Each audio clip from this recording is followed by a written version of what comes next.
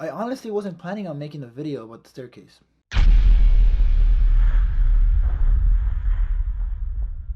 Welcome back, guys. I'm doing this video on the staircase because it is now on Netflix. Netflix kind of adopted it and made it their own original. They slapped their logo across the staircase, and the staircase actually aired in 2004. I remember watching this on YouTube a long time ago, maybe like 2-3 years ago, when I was like looking at serial killer documentaries, murder cases, and somehow I stumbled across the staircase. Now, I highly recommend you guys watching this before you guys watch my video, because I am going to tell you some of the theories, some of the more simpler ones, and then of course the outrageous one like the owl theory, which is pretty crazy and far-fetched, I would say, but for some reason there's some truth to it, and I kind of believe it more than others. And also, I will talk in this video about Michael Peterson. Where is he now? What's he doing? And is he in jail? So before I proceed to the theories, I just want to say that yes, this obviously has spoilers if you guys haven't seen the Staircase documentary, but if you want to know anyway, just let's follow along and come up with our own theories. You might have some theories of your own that you might want to share, so make sure to leave those down in the comments. So the first theory being of Kathleen actually falling down the stairs and dying.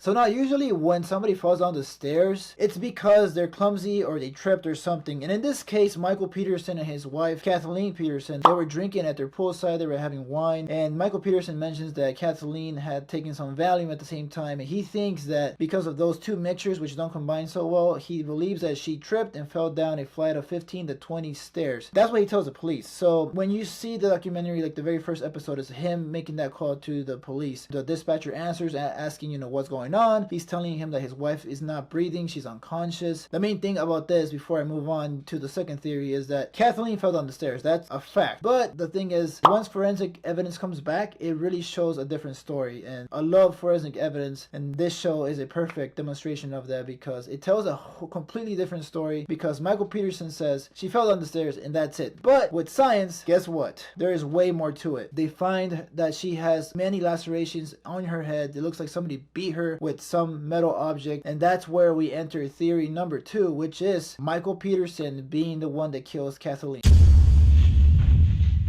Now, for anybody that has watched The Staircase, this is obviously going to be the most realistic one. Me myself, I am leaning more to this one than any other theory. So what happens after the forensic evidence comes back is that prosecutors are looking at the only person that was at the house during this accident, and that's Michael Peterson. But what takes it a step further is that they find that it looks like Kathleen has been beaten to death. And at the same time, they press charges against Michael Peterson, saying that he's the one that committed this crime. So the entire documentary itself, we see them trying to battle against the prosecutors, saying that Michael Peterson didn't do it, that he found her like this. But there's one thing in the very beginning that the prosecutors do mention, and that's the fact that Michael Peterson made a call saying that she was unconscious, but she was still breathing. But once the forensic evidence came back, it showed that the blood, once the police and the forensic people got there, the blood was already dry, and that's a sign of, the dead body being there for about an hour or so. So they believe that Michael Peterson was lying on the phone saying that his wife was breathing at the time, because 15 minutes later is when the police arrived. So I think that's strong evidence to suggest that Kathleen has been dead for a long time, or at least she was bleeding to death for a very long time, rather than 15 minutes until the police got there. Now, the crazy thing about Michael Peterson is that he's an American novelist, and at the same time I would say he's a pretty good actor, because he's a pretty good poker face. A lot of the time throughout the documentary series, I do feel bad for him, because you see him crying.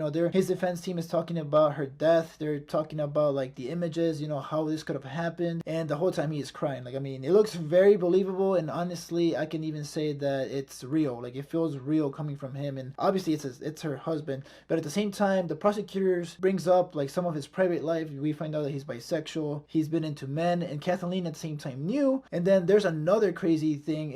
I can't remember if it was his ex-wife or a friend that lived in Germany that had died under the same circumstances, where she had fallen down the stairs. And what's even crazier in this documentary is that they actually get that body so they can do further examining on it, because there is a weapon. They think that there is a weapon, like a pipe or something that you would use to move around the fire in a fireplace. I can't remember the name of it, but I think that they were trying to connect those two murders together. But you have to watch the actual documentary, because when they do that, it is pretty crazy the length that they go through just to get Michael Peterson behind bars. Now, what I think about the Michael Peterson theory is that to some extent I do believe that he was guilty. I mean, he's the only person that was there near her. I don't see it pointing to anybody else else but the husband. In most cases, whenever the spouse dies, the other member of that relationship is in most cases found guilty. Most of me was leaning to the fact that Michael Peterson did it, but at the same time they didn't convince me. Like, I felt like there was still something missing. Like, I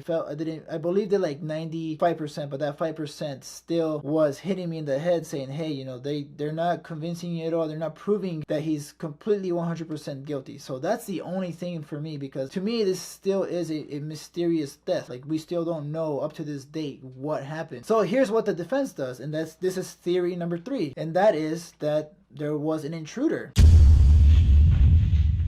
So the intruder theory, which honestly is probably the most bogus one, outside of the owl one, which I'll get into real quick, because there's no evidence leading them to find that there was an intruder in the house at all. The fact that somebody could have gone in and murdered Kathleen for whatever reason, they didn't take anything, nothing was missing, they didn't have any evidence of somebody else being at the house. But the intruder theory, I know they worked really hard on it throughout the entire documentary, because they try to figure out, you know, the defense team obviously knows that something must have happened to Kathleen, because they're trying to make sense. They're trying to like make it seem like she did fall down the stairs, but at the same time there's no way in hell that she did. And that's where the intruder theory fails completely, because there's no other person or there's no other evidence of someone being in that home. But now moving on to the most ridiculous and probably kind of the most believable outside of Michael Peterson doing it, and that has to be the owl theory.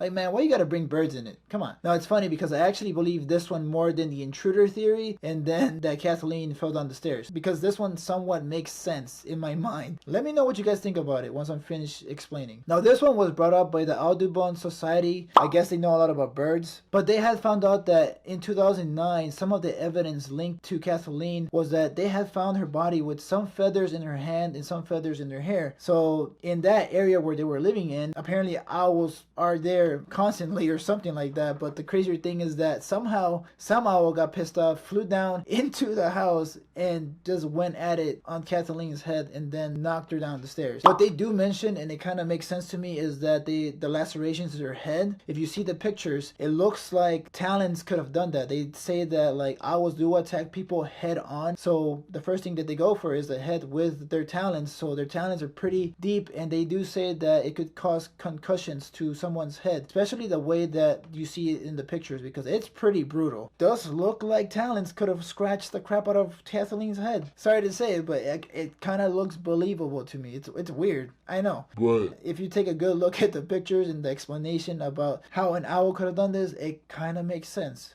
So I'm going to paraphrase what Audubon said, the society. An owl's strike can definitely cause blunt force trauma. What's more, the raptors are known to dive bomb humans when they feel threatened. Oh, almost always targeting the head. Now, why the hell would this owl be threatened? I mean, was the owl and Michael Peterson's like having a relationship? I mean, like, we found out he was bi. That's one thing. Maybe he was into birds too, and they had a thing going on, and then Kathleen found out, and the owl was like, hell no, that's my man, and then dropped her ass down the stairs. I don't know. It just seems a little bit far-fetched. But that's the most outrageous one. Like, what do you guys think about it, guys? Let me know down in the comments, because even though it seems pretty ridiculous, part of me does believe it, because it does look like somebody tried to carve through her skull, and it kind of makes sense. Weird. But at the same time, it's like, where the hell did the owl go? Like, how is there no more feathers? If there was so much blood, I'm pretty sure more feathers would have stuck to her if that was the case. But guys, definitely check out the staircase, because it is crazy. I mean, I talked about the theories, which doesn't even cover the entire trial case, because there's so many twists, especially